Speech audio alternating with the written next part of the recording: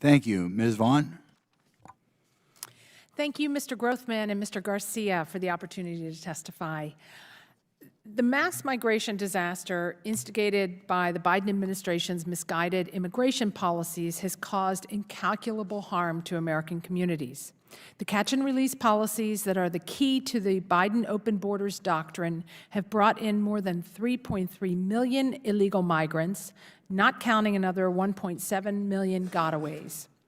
Only a tiny fraction, less than 1% of those allowed to enter after crossing illegally have been removed after their overly generous due process. The rest have settled into American communities and are being supported by taxpayers.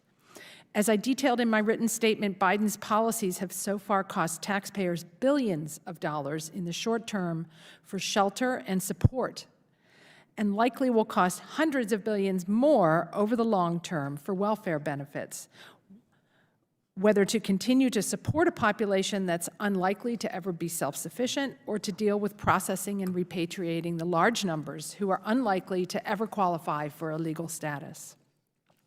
And the expansion of illicit border crossing opportunities has led to the abuse and exploitation of migrants on a mass scale and an explosion in human trafficking, including luring children into forced labor and worse. It has greatly damaged the integrity of our immigration system and exposed Americans to new national security and public safety threats. While employers seeking cheap labor and the NGOs getting lucrative contracts love these policies, it's the Mexican cartels who love them the most.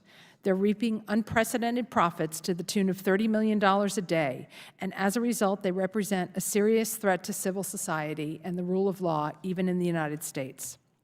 This can't be allowed to continue. The Biden administration has no intention of changing these policies, so it's past time for Congress to reclaim its authority over our immigration system and bring about changes. The Senate negotiated bill was not the answer. It would have actually codified and mandated the continuation of catch and release on a similar scale and would have provided nearly $7 billion in funding for it. Until more constructive legislation can be enacted in the short term, the House could exercise more control of policy through the appropriations process. First, the House must work to deny funding to the Biden catch and release machine.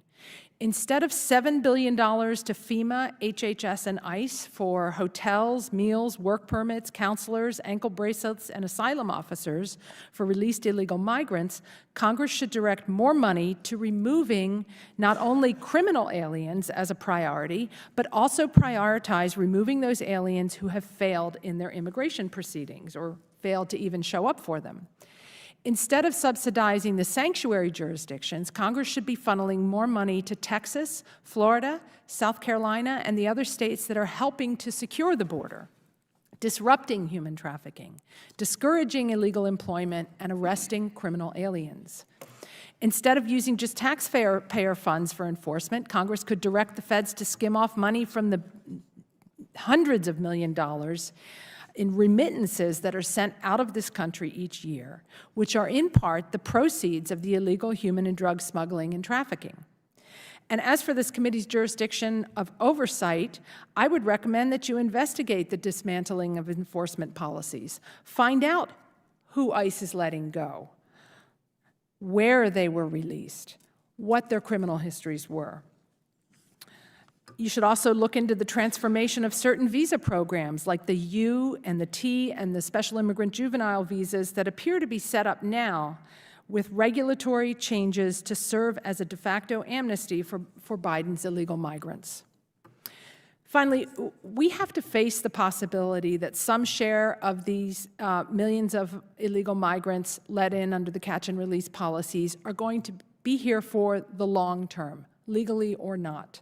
And therefore, Congress needs to begin considering how to reduce legal immigration to mitigate the fiscal costs and labor market distortions that are caused by this infusion of illegal migrants.